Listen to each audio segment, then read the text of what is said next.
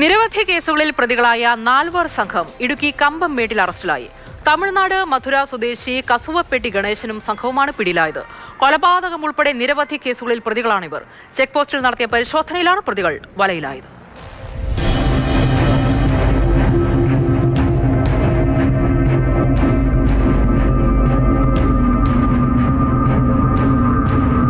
കസുവപ്പെട്ടി Ganesan, സഹായികളായ Sukumar Pandi, O Ganesan, Shivakumar എന്നിവരാണ് പിടിയിലായത്. നിരവധി ഹൈവേ മോഷണ കേസുകളിലെ പ്രതികളാണ് ഇവർ. കസുവപ്പെട്ടി ഗണേശന്റെ പേരിൽ മാത്രം 3 കൊലപാതകം ഉൾപ്പെടെ 24 കേസുകളാണുള്ളത്. സുകുമാർ പാണ്ഡ്യയ്ക്കും ശിവകുമാറിനും 7 കേസുകൾ വീതവും ഒ ഗണേശന് 10 കേസുകളും തമിഴ്നാട്ടിലുണ്ട്. കമ്പംമേട്ട് ചെക്ക് പോസ്റ്റിലും മറ്റ് സ്ഥലങ്ങളിലെല്ലാം പട്രോളിംഗ് ശക്തമാക്കി ഇവർ നോക്കുന്നുണ്ടായിരുന്നു.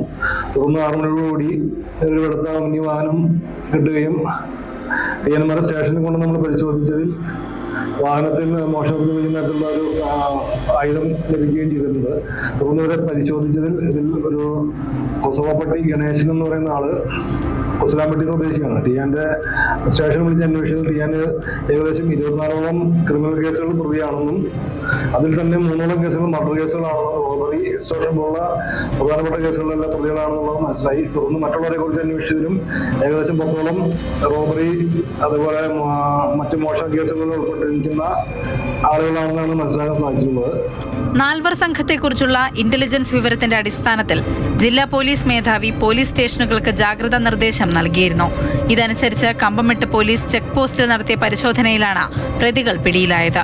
ഇവർ സഞ്ചരിച്ചിരുന്ന വാനിൽ നിന്ന് കവർച്ചയ്ക്ക് ഉപയോഗിക്കുന്ന ആയുധങ്ങളും കണ്ടെടുത്തു. കോടതിയിൽ ഹാജരാക്കിയ പ്രതികളെ റിമാൻഡ് ചെയ്തു.